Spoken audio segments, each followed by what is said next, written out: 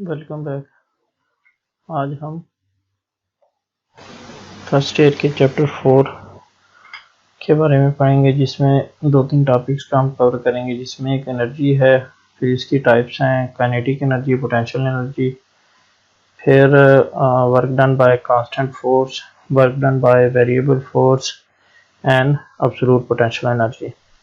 इन तमाम चीज़ों को हम आज के टॉपिक में कवर करने की कोशिश करेंगे। तो सबसे पहले हम देखते हैं कि एनर्जी क्या होती है, किसको कहते हैं एनर्जी, इसकी डेफिनेशन क्या है। When we say that a certain body has energy, we mean that it has ability of exerting a force on another body।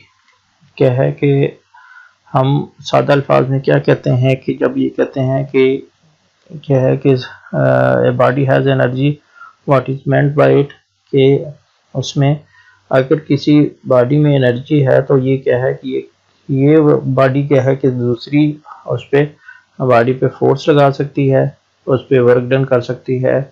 तो this is the most common definition of energy. On the other hand, whenever we do work on a body, we store in it an amount of energy equal to the work done, thus energy is defined as। तो इसकी एक और definition है, वो इस सूरत में हम बता सकते हैं कि on another body when we do work we store in it an amount of energy equal to the work done। क्या है कि अगर हम किसी बॉडी पे वर्क डन करते हैं तो उसमें एनर्जी स्टोर हो जाती है जितना वो के according to law of conservation of energy, जितना आप उस पर वर्क डन करते हैं उसमें एनर्जी स्टोर हो जाती है। इसकी सादा सी एग्जांपल हम ये कह सकते हैं कि जैसे ही हम एक ब्रिक को ज़मीन से ऊपर लेके जाते हैं तो हमें उस है कि ब्रिक या ईंट पे वर्क डन करना पड़ता है। वो वर्क डन किस फॉर्म में है कि हम इसको उठा के ज़मीन से ऊपर लेके गए हैं अगेंस्ट द ग्रेविटी। तो इस सूरत में ये वाला जो जितनी एनर्जी आप उसमें आपकी यूज़ हुई इस ईंट को छत पे लेके जाने के लिए, तो वो वर्क डन क्या है कि ये एनर्जी की फॉर्म में इसमें स्टोर हो जाता है। फिर इसकी दो टाइप्स हैं, वो आगे इसमें पढ़ते हैं। इससे पहले हम देखते हैं कि इसकी जो है कि डेफिनेशन क्या है। The capacity of a body to do work और energy is an agent which causes some change in its state of the system. तो एनर्जी क्या है कि the capacity of a body to do work, ये सबसे common जो definition है कि वो वाली जो है कि कैपेसिटी जिसकी वजह से कोई बॉडी क्या है वर्क डन कर सकती है, इसको हम एनर्जी कहते हैं। और energy is an agent which causes some change in state of the system. और ये भी हम कह सकते हैं कि एनर्जी वो वाली चीज़ है कि जिसकी वजह से सिस्टम में चेंज आती है। अब चेंज क्या है कि दो फॉर्म्स में हो सकती है। अब क्या है कि चेंज किसी बॉडी में दो टाइप से हो सकती है। जैसे हमने न्यूटन्स जो फर्स्ट लॉ पढ़ा था जिसमें लॉ ऑफ इनर्शिया कहा जाता है, जिसको कि a body tends to move और रिमेन्स एट रेस्ट इफ और unless acted upon by some external force. यह है कि एक बॉडी मूव करती रहेगी या वो क्या है कि स्टेशनरी रहेगी, साकिन रहेगी जब तक उस पर कोई और फोर्स अमल ना करे। तो ये दो टाइप्स की चेंज आ सकती है कि अगर आप क्या है कि उसकी मूवमेंट को चेंज करते हैं, यानी कोई बॉडी मूव कर रही है उसमें चेंज लेके आते हैं, और दूसरी वाली कंडीशन क्या है कि अगर बॉडी रुकी हुई है तो उसमें चेंज लेके आते हैं। तो दोनों सूरतों में आपको उस पर वर्क डन करना पड़ेगा, इस पर फोर्स लगानी पड़ेगी, तो वो वाली हमारा एनर्जी की फॉर्म में हो सकती है। तो ये दो टाइप्स की चेंजेस हैं जिसकी वजह से किसी बॉडी में जो है वर्क डन करना पड़ता है और उस पर फोर्स लगानी पड़ती है। तो इसके बाद हम देखते हैं कि हमारे पास जो फोर्स है, जो एनर्जी है, इसकी टाइप्स कौन कौन सी हैं। अब सबसे पहले है कि energy kinetic energy. Kinetic energy आपने पहले भी इसके बारे में बेसिक डेफिनेशन पढ़ी होगी, इसमें भी इतनी इसकी एक्सप्लेनेशन नहीं है, जस्ट डेफिनेशन है, थोड़ा सा एक्सप्लेन किया गया है। तो काइनेटिक एनर्जी क्या होगी? The energy due to its motion is called kinetic energy. वो वाली एनर्जी जो इसकी मोशन की वजह से हो, इस किस्म की एनर्जी को हम क्या है, काइनेटिक एनर्जी कहते हैं। We observe daily that as moving object has ability to push another object at rest. Thus, it is the capacity to do work because of its motion. This is kinetic energy. उसमें है, हमने ये देखा होगा अगर कोई चीज़ move कर रही है तो ये क्या है, किसी उसमें अनदर बॉडी में चेंज लेके आ सकती है। चेंज किस सूरत में कि इससे टकराएगी, टकराने के बाद वो चीज़ क्या है कि मूव कर सकती है। इस किस्म की एनर्जी को काइनेटिक एनर्जी कहेंगे। और काइनेटिक एनर्जी की हमारे पास क्या डेफिनेशन हो जाएगी,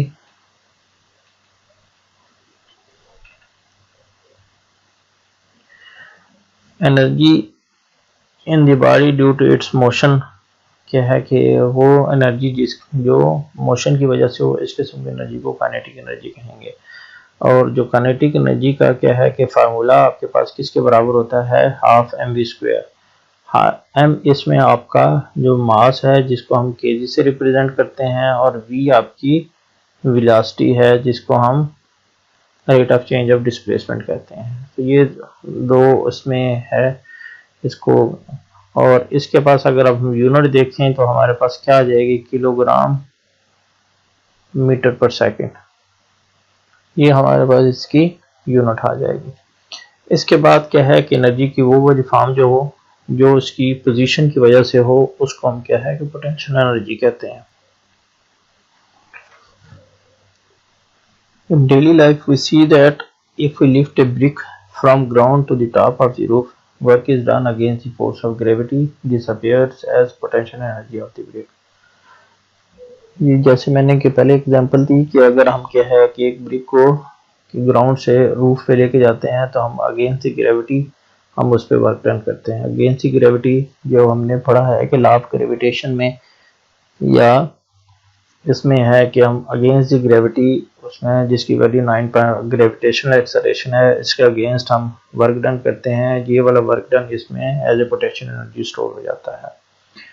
तो पोटेंशियल एनर्जी को हम किस तरह डिफाइन कर सकते हैं, energy in a body due to its position with respect to the surface of the earth, कि वो वाली एनर्जी जो इसकी पोजीशन की वजह से हो, इस किस्म की एनर्जी को हम क्या है, पोटेंशियल एनर्जी कहते हैं। और पोटेंशियल एनर्जी को हम किस तरह, इसमें है क्या फार्मूला है, इसका फार्मूला हमारे पास है कि mgh के बराबर होता है।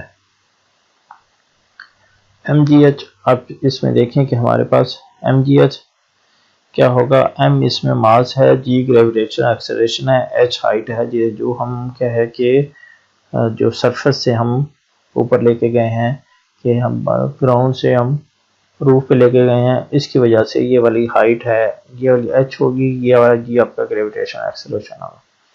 If a mass mg is the acceleration due to gravity and h is the height of the body from the earth, then potential energy का फार्मूला हमारे पास किसके बराबर आ जाएगा, हमारे पास ये भी mgh के बराबर आ जाएगा।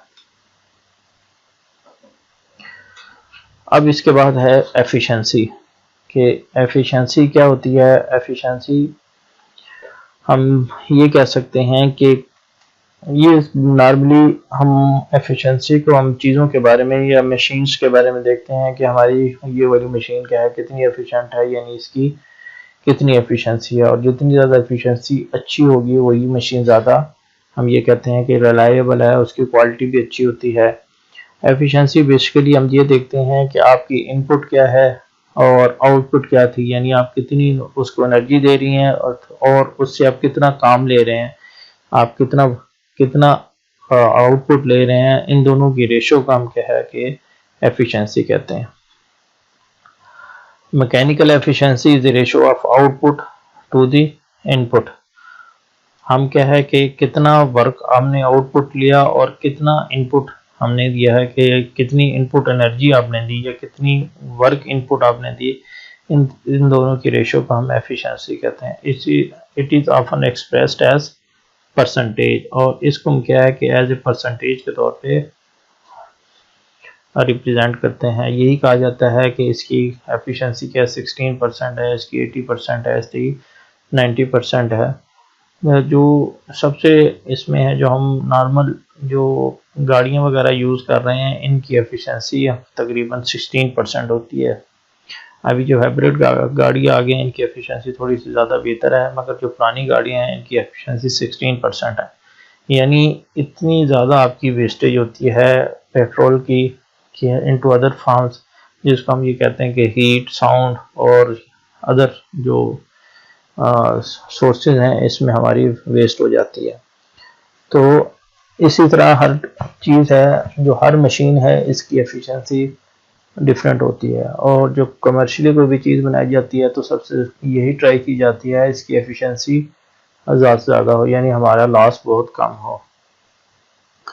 जो आइडियल सिस्टम है, इसकी एफिशिएंसी क्या है कि आइडियल सिस्टम वो होता ही आइडियल है, तो इस तरह के जो मशीन्स हैं अवेलेबल नहीं है। तो आइडियल सिस्टम की एफिशिएंसी हम 100% कहते हैं। ये हम इमेजिनरी है, एक्चुअली ऐसा होता नहीं है, क्योंकि अब हम जैसे जैसे हम उसमें है कि इसमें लॉसेस वगैरह होते हैं, तो the efficiency of an ideal machine is 100%, but actual machines efficiency will always be less than 100%। आपके पास है कि जो आइडियल मशीन है इसकी एफिशिएंसी तो 100% हो सकती है, मगर जो आपकी आइडियल मशीन की एफिशिएंसी 100% हो सकती है, मगर जो आपकी जो एक्चुअल मशीन्स हैं इनकी एफिशिएंसी ऑलवेज लेस दैन 100 है, क्योंकि कोई भी मशीन आइडियल नहीं होती, उसमें लॉसेस है कि होते ही होते हैं। उसमें है, इन लॉसेस को हम कम कर सकते हैं, जैसे हम इंजन ऑयल डालते हैं, ग्रीस डालते हैं, इस तरह के है कि डिफरेंट तरीके हम यूज़ करते हैं कि हमारी एफिशिएंसी ज़्यादा से ज़्यादा हो, मगर उसमें वो 100% कभी नहीं हो सकती। This means that some work some of work put into system is transformed. उसमें है कि जो आप इनपुट देते हैं वो ट्रांसफॉर्म हो जाता है into other forms like thermal energy. उसमें है थर्मल एनर्जी या इस तरह के दूसरी जो है कि हीट लॉस, इस तरह के उसमें ज़ाया हो जाता है। In mechanical system friction is the most common cause of energy loss due to heat. और जो मैकेनिकल सिस्टम है इसमें सबसे ज़्यादा लॉस जो है कि वो आपका फ्रिक्शन की वजह से होता है। फ्रिक्शन आप जानते हैं कि जो हिंड्रेंस आती है मूवमेंट के लिए, वो क्या है कि मशीन को भी हो सकती है, उसके पार्ट्स को भी हो सकती है। तो ये है कि हम कोशिश करते हैं इसको कम करने की, डिफरेंट के तरीके यूज़ करते हैं। बहरहाल इसमें है कि हमारा लॉसेस जो मेन कॉमन काज है वो उसका यही है। अब इसको एफिशिएंसी को डिफाइन करने के लिए हमें दो चीज़ों को एलेबोरेट करना ज़रूरी है कि हमारा आउटपुट क्या है, इनपुट क्या है, आउटपुट वर्क डन क्या है, इनपुट वर्क डन क्या है, और इसके बाद हम क्या है कि इसको एफिशिएंसी को डिफाइन करेंगे। तो आउटपुट वर्क हमारा किसके बराबर आ जाएगा? If A machine moves a load W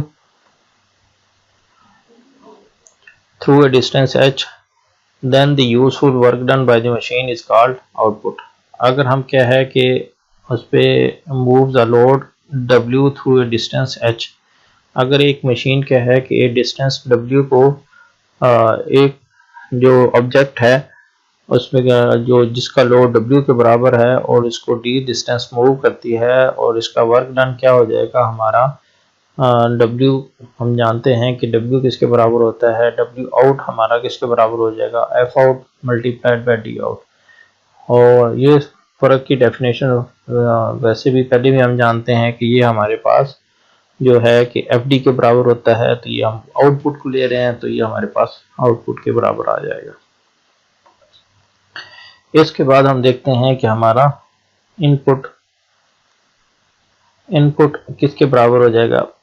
इसी तरह ये भी work done F in multiplied by D इन के बराबर हो जाएगा।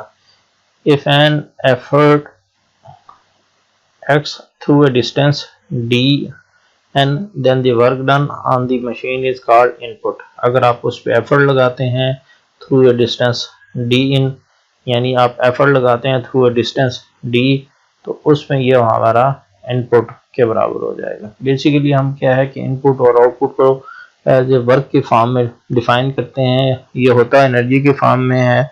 इसकी जो है इसकी सादा एग्जांपल हम ये है कि हम जैसे जो है कि मोटर ऑन करते हैं, उसमें है वो पानी वाली, तो उसमें बेसिकली हमारी इनपुट क्या होती है, वो बिजली की फॉर्म में होती है, वो एनर्जी की फॉर्म में होती है, उसमें डिस्टेंस वो वाली बात नहीं होती। मगर यूँ कि ये बेसिक्स पढ़ रहे हैं, इसमें हम क्या है कि तरीके से इसको डिफाइन करते हैं, तो ये हम जो इनपुट है इसको भी हम डिस्टेंस या एनर्जी एफ, जो वर्क की डेफिनेशन है एफ इंटू डी, इस फॉर्म में इसको डिफाइन करते हैं। तो हमारी इनपुट किसके बराबर आ जाएगी, F in multiplied by D in. तो ये दो चीज़ें हमारे पास क्या है कि अब डिफाइन हो गई हैं। इसके बाद हम एफिशिएंसी को एलेबोरेट करते हैं कि एफिशिएंसी किसके बराबर थी। जैसे मैंने पहले बताया कि एफिशिएंसी आपकी आउटपुट डिवाइडेड बाय इनपुट की रेशो के बराबर होती है, और जब परसेंटेज फाइंड करते हैं तो इसको हम 100 से मल्टीप्लाई कर देते हैं। तो मैथमेटिकली हमारे पास किसके बराबर आ जाएगी, work output divided by input. अब हमने क्या कहा था कि आउटपुट हमारा किसके बराबर था, load force multiplied by load distance के बराबर था, और इनपुट हमारा किसके बराबर था, effort force multiplied by effort distance था।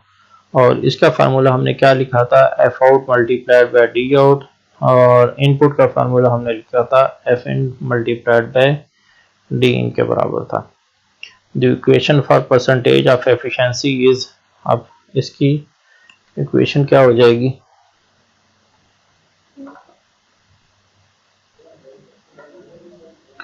The equation for percentage efficiency is, percentage efficiency हमारे किसका के बराबर होती है, उसको हम 100 से मल्टीप्लाई कर देते हैं। तो work output work divided by input work multiplied by 100, या हम इसको W out over W in multiplied by 100 भी लिख सकते हैं। अगर फार्मूला फॉर्म में लिखें तो हम इसको F out multiplied by D out, F in multiplied by D in multiplied by whole multiplied by 100 हम कह सकते हैं। तो ये हमारे पास क्या है कि एफिशिएंसी है। इस तरह हम एफिशिएंसी को कैलकुलेट करते हैं। आई होप इसको टॉपिक आपको समझ आई होगी।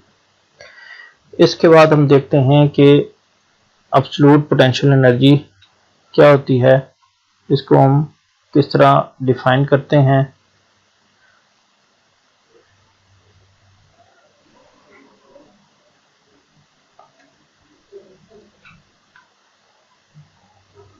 एब्सोल्यूट पोटेंशियल एनर्जी, अब एब्सोल्यूट पोटेंशियल एनर्जी को हम समझने के लिए देखते हैं कि अगर आप क्या है कि वर्क डन कर रहे हैं कि अगेंस्ट द ग्रेविटी, उसमें क्या है वो कि वो एनर्जी फॉर्म में उसमें स्टोर हो रहा है।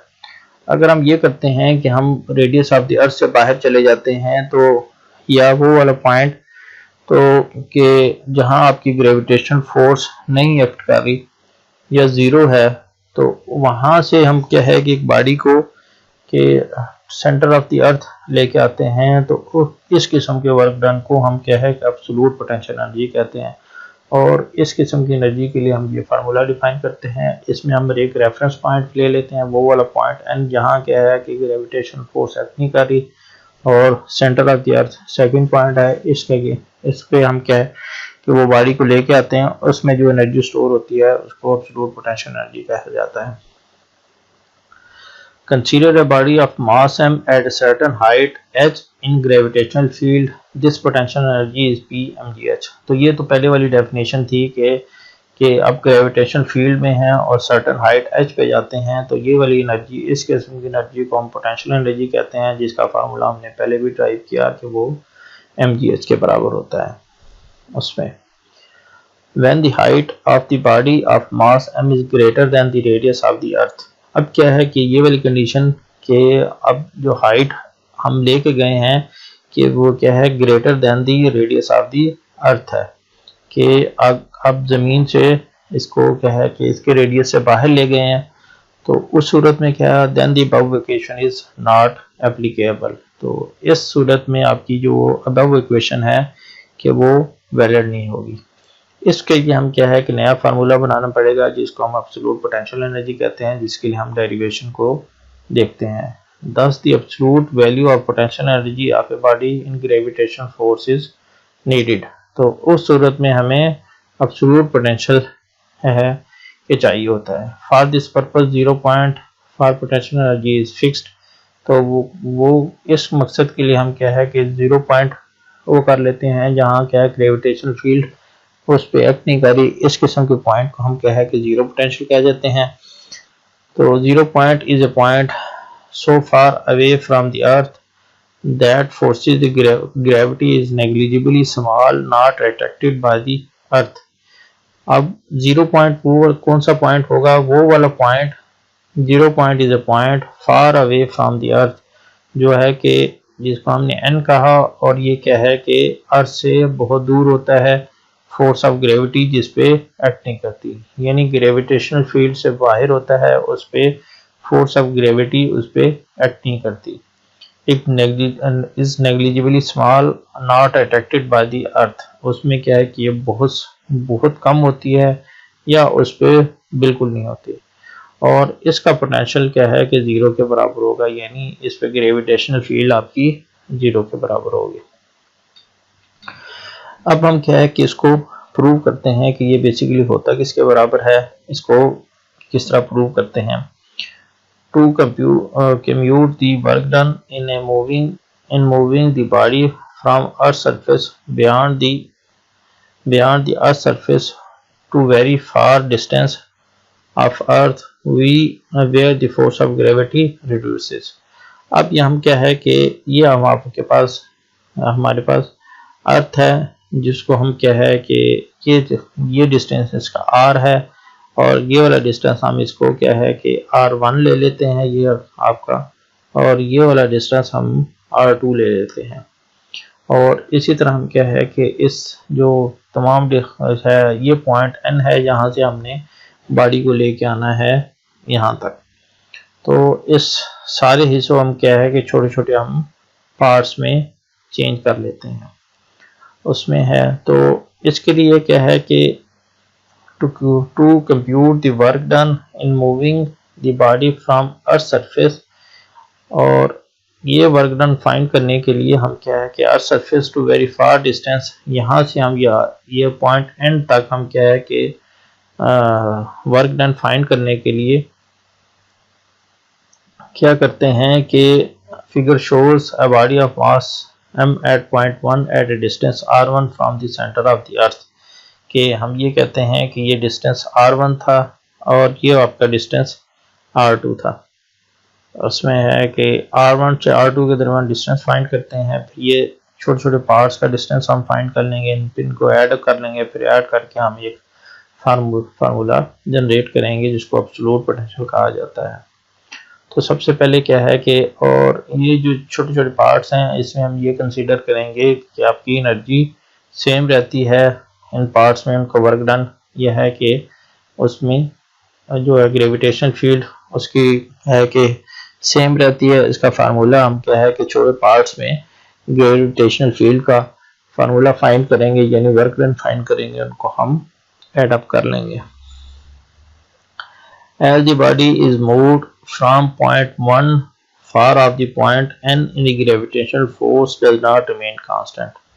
वही वाली बात जैसे मैंने पहले बताया कि आपका 1 से n तक उसमें है कि ग्रेविटेशनल फील्ड चेंज होती रहेगी, तो इस वजह से हम क्या है इसको छोटे छोटे पार्ट्स में therefore we divide the distance into a number of small distances each of magnitude del r, और हम क्या करते हैं इसको छोटे छोटे पार्ट्स में चेंज कर देते हैं, और जो इसकी वैल्यू है जो मैग्नीट्यूड है वो हर किसी का डेल आर के बराबर होगा, so that the force during each interval remains constant.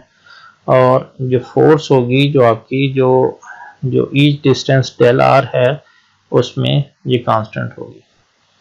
तो हम क्या है कि सबसे पहले r1 और r2 के दरमियान हम डिस्टेंस फाइंड करते हैं कि ये डिस्टेंस किसके बराबर होगा, W12 is equal to FAV del r is equal to FAV। तो आपके पास FAV क्या है कि ये आपके पास एवरेज फोर्स है। एवरेज फोर्स हम ये कहते हैं कि पॉइंट 1 और पॉइंट 2 के दरमियान सेम रहती है। तो एवरेज फोर्स क्या है कि ये हम इसको ऐड अप करके वो देख लेते हैं कि एवरेज फोर्स आपकी जो है ग्रेविटेशनल फोर्स के बराबर होती है। ग्रेविटेशनल जो लॉ ऑफ ग्रेविटेशन में हमने पढ़ा था कि ये किसके बराबर होता है, F is equal to G M E M over R square के बराबर होता है। और ये वाला आर क्या है कि आपके पास एवरेज डिस्टेंस है। एवरेज डिस्टेंस है between 2 points R1 and R2। ये हम किस तरह एवरेज फाइंड करते हैं कि इन दोनों को ऐड अप कर लेते हैं, ऐड करके 2 पे डिवाइड कर लेते हैं। यही एवरेज का फार्मूला है कि अगर 3 क्वांटिटीज़ हो तो तीनों को ऐड करके 3 पे डिवाइड कर देते हैं, अगर 2 क्वांटिटीज़ हो तो 2 को ऐड करके उस पर 2 पे डिवाइड कर लेते हैं। तो ये बेसिकली हमारे पास एवरेज फोर्स आ जाएगी।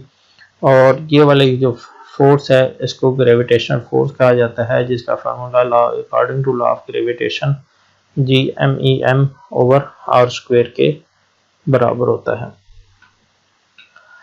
अब आती है कि बारी के वर्क डन हम किस तरह फाइंड करते हैं। तो आपके पास जो है कि वर्क डन किसके बराबर होता है, W is equal to F cross D के बराबर होता है।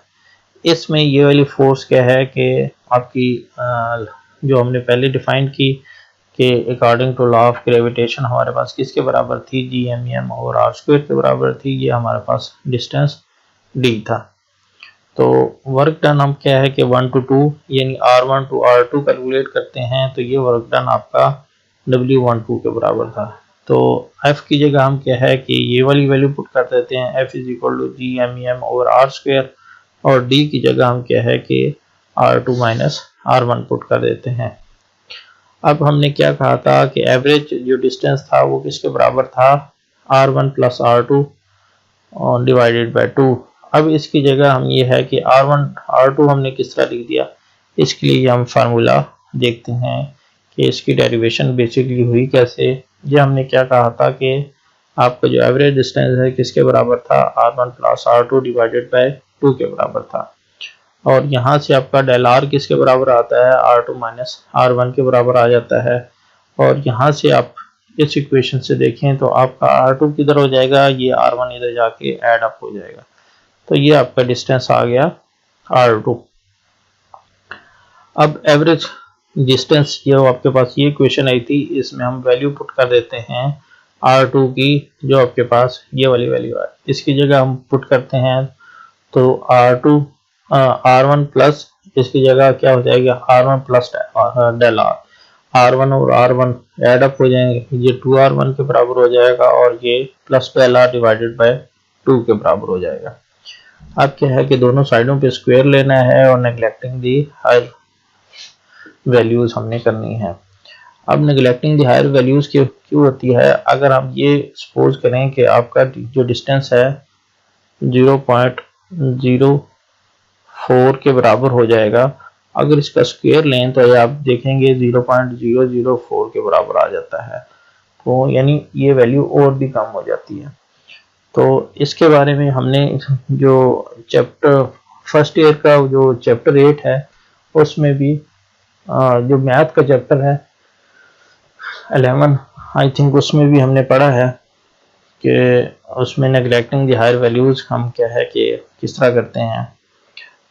चलें उसकी जगह हम क्या है कि हायर वैल्यूज को नेग्लेक्ट कर देते हैं और ये आर स्क्वायर हमारा किसके बराबर आ जाएगा, R1 और R2 के बराबर आ जाता है। यहाँ से हम क्या है कि GMEM R1 और R2 इसकी जगह, और ये हमारे पास R2 माइनस R1 आ जाता है। इसमें इसको वैल्यूज पुट करें तो यहाँ से R2 कट जाएगा, इसके बाद यहाँ 1 ओवर R1 रह जाएगा, यहाँ R1 कट जाएगा और यहाँ R2 रह जाएगा। तो work done between 2 points R1 to R2 हमारे पास किसके बराबर आ गया, GMEM 1 over R1 1 over R2 के बराबर आ जाएगा। तो ये बेसिकली हमारे पास एक वर्क डन आ जाता है। इसको हम क्या है कि इसी तरह हम क्या है कि 2 to 3 कर सकते हैं, फाइंड कर सकते हैं, 3 to 4 कर सकते हैं, 4 to 5 कर सकते हैं, इसी तरह so on n-1 to n कर सकते हैं। तो इसी तरह हम क्या है कैलकुलेट करेंगे तो हाँ, जो आपका 2 to 3 किसके बराबर आ जाएगा, 1 over R2 minus 1 over R3। इसी तरह आपका जो W3 किसके बराबर आ जाएगा, 1 ओवर R3 1 ओवर R4 के बराबर आ जाएगा। इसी तरह आपका n-1 ये आपका n-2 टू n-1 किसके बराबर आ जाएगा, ये हमारे पास आ जाएगा 1 ओवर n-2 1/n-1। अब जो लास्ट पॉइंट है वो किसके बराबर आ जाएगा, 1/n-1 टू -n आ जाएगा, और ये 1/r(n-1 -1/r की पावर n। अब हमारे पास क्या है कि ये लास्ट पॉइंट था जिसका वर्क डन आ गया। अच्छा, आपके पास जितने भी पॉइंट्स बनाए हमने इनको हम क्या है कि ऐड अप कर लेंगे, ऐड अप करके इसका वर्क डन फाइंड कर लेंगे। तो हमारे पास 1 to n किसके बराबर आ रहा है, 1 to 2 work done plus 2 to 3, 3 to 4, 5 to 6, इसी तरह so on n-2 to n-1, n-1 to n आ गया। अब इन तमाम की वैल्यूज़ हम क्या है कि जो किसके बराबर थी, जो 1 to n किसके बराबर है, 1/GMM 1/r1 minus 1/r2 GMM 1/r2 1/r3 GMM 1/r3 1/r4 के बराबर है। इसी तरह क्या है कि and so on 1/r(n-1 to 1/r n-2 to n-1 n-1 to n आ जाएगा। अब आप क्या है इनमें ये आपके पास GMM कि सब में कांस्टेंट है जो हम पहले लिख लेते हैं।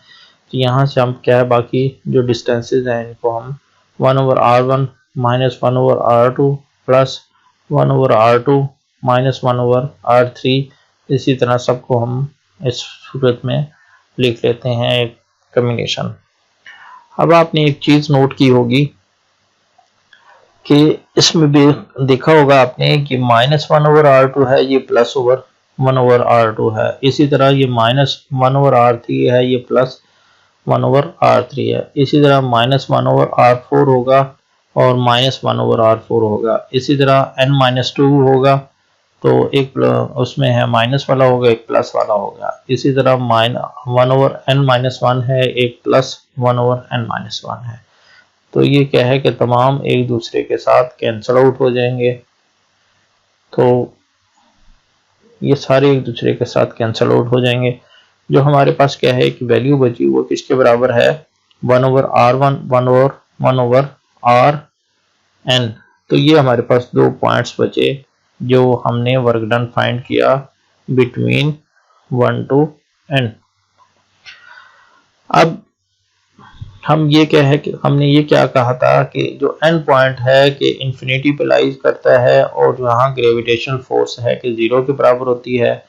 तो 1/∞ हम जानते हैं कि 1/∞ ऑलवेज इक्वल टू 0 होता है। तो क्या है कि ये वाला पॉइंट क्या था, इंफिनिटी था, n इंफिनिटी पे लाइज करने पे उसमें ग्रेविटेशनल फोर्स 0 थी, तो 0 होने की वजह से ये 1/∞ आपका 0 के बराबर होता है। इसकी जगह हम 0 पुट करते हैं तो ये आपके पास वर्क डन किसके बराबर आ गया, GMEM/r1 के बराबर आ गया। तो ये बेसिकली जो वर्क डन है एब्सोल्यूट पोटेंशियल एनर्जी का इस सूरत में आ जाता है। ये बेसिक फार्मूला है ग्रेविटेशनल जो पोटेंशियल का। इसमें क्या है कि इसमें जो डिस्टेंस है जो r1, इसको जो रेडियस ऑफ द अर्थ के फॉर्म में लिखें, if we displace the body from the surface of earth of radius re, then r1 is replaced by re। और अगर हम क्या है कि इसको जो रेडियस ऑफ द अर्थ को re लें तो ये वाला डिस्टेंस इसकी जगह हम क्या है r की जगह re पुट कर सकते हैं, उसमें है। Thus from the surface of earth up to infinity आपके पास एब्सोल्यूट पोटेंशियल एनर्जी का फार्मूला क्या आ गया, ये आपके पास आ गया कि GMM/r के बराबर आ जाता है। तो ये बेसिक फार्मूला है एब्सोल्यूट पोटेंशियल एनर्जी का। तो इसके बारे में क्या है कि इसके बाद एक और चीज़ भी डिफाइन की जाती है, एनर्जी डेंसिटी। ये आपने भी पहले पढ़ा होगा कि एनर्जी डेंसिटी क्या होती है, इसको किस तरह डिफाइन करते हैं। तो आगे इसकी बेस छोटी सी डेफिनेशन है, बाकी आपका जो है तकरीबन टॉपिक इसमें कवर हो गया। Actually work is done against the gravity so its value always taken as negative. और जब हम क्या है कि जो आपने अब जो पोटेंशियल एनर्जी है इसके बारे में भी देखा होगा कि जो work done against the gravity होता है इसको हम नेगेटिव के तौर पे लेते हैं तो सेम उसी तरह आपका जो एब्सोल्यूट पोटेंशियल एनर्जी है ये भी आपका नेगेटिव के बराबर हो जाएगा, यानी ये माइनस GMEM/RE के बराबर हो जाएगा। और अब हम क्या है कि gravitational field at any point is defined as, अब ग्रेविटेशनल फील्ड को हम किस तरह डिफाइन करते हैं, the amount of work done in moving a body at a certain point in the gravitational field to a position of zero potential such that the body is never accelerated is called absolute potential energy। तो absolute potential energy की क्या definition होगी, the amount of work done in moving a body at a certain point, के work done क्या है कि जो moving की वजह से होता है बॉडी को at a certain point in the gravitational field to a position of zero potential. आपने क्या है कि अब जीरो पोटेंशियल से आप क्या है कि वर्क डन आप कर रहे हैं कि टू दी जो हमने जो पीछे उसमें है कि फार्मूले में पढ़ा कि हम सेंटर से हम क्या सेंटर ऑफ द अर्थ आपके पास कोई चीज़ थी, आपको जो एब्सोल्यूट पोटेंशियल आपने या जो डिस्टेंस इनफाइनाइट डिस्टेंस हमने एन लिया वहां तक वर्क डन या जिसका पोटेंशियल हमारे पास जीरो के बराबर था, तो इस किस्म को है then the body never accelerated is called absolute potential energy. और क्या है कि बॉडी एक्सेलरेट नहीं होती, इस किस्म की जो पोटेंशियल है इसको एब्सोल्यूट पोटेंशियल कहा जाता है और इस किस्म की एनर्जी को एब्सोल्यूट पोटेंशियल एनर्जी कहा जाता है।